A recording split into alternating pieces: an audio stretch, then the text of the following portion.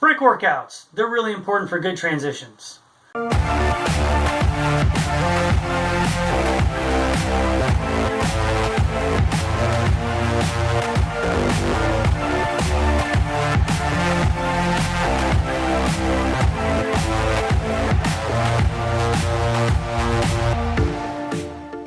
So before we get any further, don't forget to hit that like and subscribe button. Don't forget to share it with your friends. Leave a comment down below if this is useful to you, or if it's not useful to you, let me know.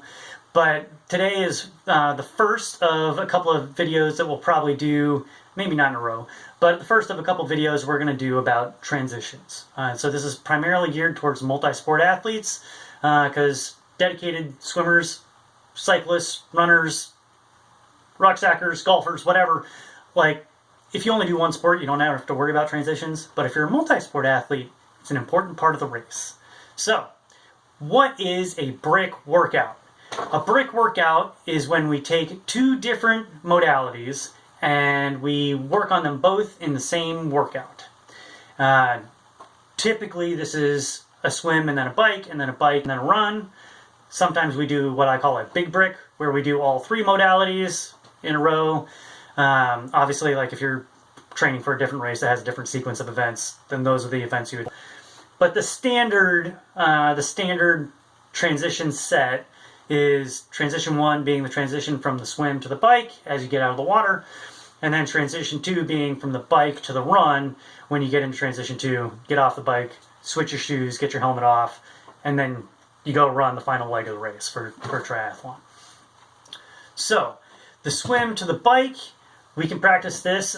Most gyms where you have a pool, if you're practicing in a pool, most of them have a stationary bike somewhere around.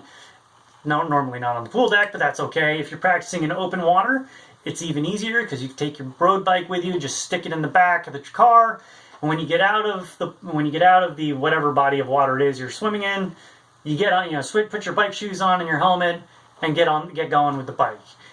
That transition is a little less shifty in terms of like how difficult it is to get your nervous system to do it, because they're very different modalities. So today we're going to spend more time talking about the transition 2, which is going from the bike to the run. And the reason for this is cycling. Our leg is going through a circular pathway, right? And that's defined by the length of our crank arm, the height of our seat, and our bike geometry, right? The run, our leg is also going, hopefully, through a circular pathway that is defined by our range of motion and how hard we're running and how much hip extension we're getting, how much knee lift we're getting.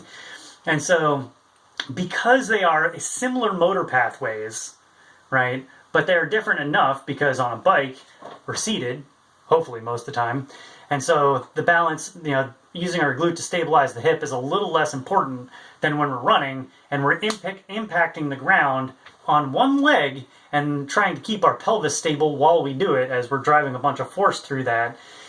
It's different, right? But it's similar enough in the sense that we're lifting the knee and then driving the foot down and then lifting the heel back up again, that sometimes it can be hard for our brain to shift gears, all right? Because the motor pathways, while different, are similar enough that our nervous system and our brain wants to keep using the one we've already been using because that's the one that's well greased, right? This is why we do a dynamic warm-up for any warm-up that uses the muscle groups and the motor pathways we're going to do in the warm-up and for the workout, because it makes it easier to do that workout, right? Same deal here. And so we need to practice that transition to make it easier for our brain to switch gears and not be an old fuddy-duddy and want to just keep doing the same thing, so we can run effectively.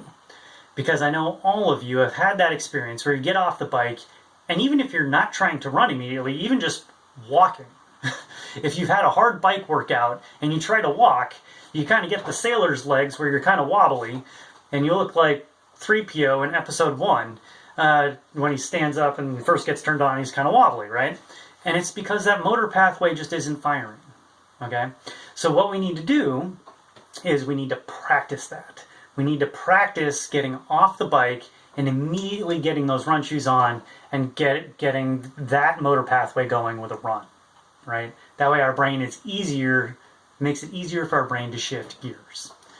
And you can do this in like a long workout where, the first good chunk of the workout is on the bike, and then we transition and we immediately get going on another quality section of running. But you don't have to do it that way. As a matter of fact, if you haven't been doing this a lot, I would recommend not doing that. Because the first part of the quality run isn't going to be very quality because you're going to be struggling to get that motor pathway going. The first step is learning how to switch gears to use that new motor pathway. Okay? And so what we're going to do is you get done doing whatever the bike workout is you're doing. You immediately get your run shoes on and you go get an easy couple of minutes of running in. It could be as little as 5 minutes, right? I would recommend, if you can, getting the shoes on and doing like a couple hill sprints or a strider or something to really get going, because that will facilitate your nervous system finding that motor pathway faster. And this is true on race day too. You don't have to necessarily do a lot of oomph. We're not looking for a lot of power output, but we want to kind of trip that nervous system and be like, oh, this is what we're doing now. We're doing this run thing. And that'll actually help with the knee lift and the hip extension and the toe off and all the bits and pieces we use for running that is different than the bike. And down the road, you can practice the transition from the swim to the bike, making that as efficient as possible so we're in transition 1 for a shorter time. Practicing transition 2 so we can kind of limit that time a little bit. The shorter the race, the more important those transition times are. If you're doing an Ironman, taking an extra 30 seconds in transition 1 or transition 2 isn't going to be a big deal. I mean, you may even have a faster finish time because you'll actually be able to get rolling faster on the new leg if you have time to get your head in the right spot. But for a sprint triathlon, those T1 and T2 are very important chunks of the race because they are proportionally a larger part of the race. And so we want to be able to get rolling faster as soon as we can, getting on the bike and starting that run. So, leave a comment down below. How often do you practice a brick workout?